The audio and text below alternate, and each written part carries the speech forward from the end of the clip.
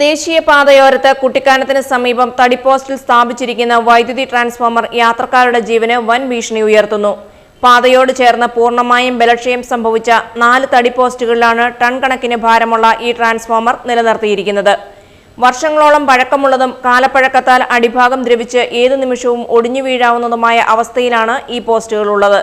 ശക്തമായ കാറ്റിലോ മഴയിലോ പോസ്റ്റുകൾ മറഞ്ഞാൽ നൂറുകണക്കിന് വാഹനങ്ങളും യാത്രക്കാരും കടന്നുപോകുന്ന ഈ പ്രധാന പാതയിൽ വലിയൊരു ദുരന്തമാകും സംഭവിക്കുക.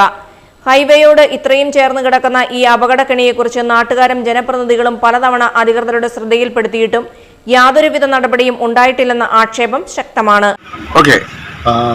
കുട്ടിക്കാനം കുമ്മിളി റോഡിലുള്ള നമ്മുടെ ട്രാൻസ്ഫോമർ കുട്ടിക്കാനത്തിലെല്ലാം മൊത്തത്തിലുള്ള ഒരു ട്രാൻസ്ഫോമറാണ്.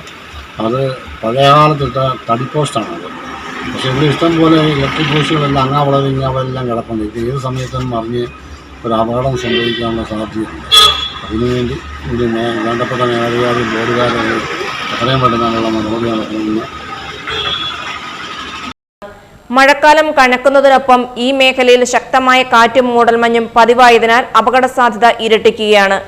ഇനിയും ഒരു ദുരന്തത്തിന് കാത്തുനിൽക്കാതെ തകർച്ചാ ഭീഷണിയിലായ ഈ തടി പോസ്റ്റുകൾ അടിയന്തരമായി മാറ്റി ഇരുമ്പ് പോസ്റ്റുകളോ കോൺക്രീറ്റ് തൂണുകളോ സ്ഥാപിച്ച് ട്രാൻസ്ഫോമർ സുരക്ഷിതമാക്കാൻ KSEB തയ്യാറാകണമെന്നാണ് നാട്ടുകാരുടെ ആവശ്യം. News bureau, Peermade.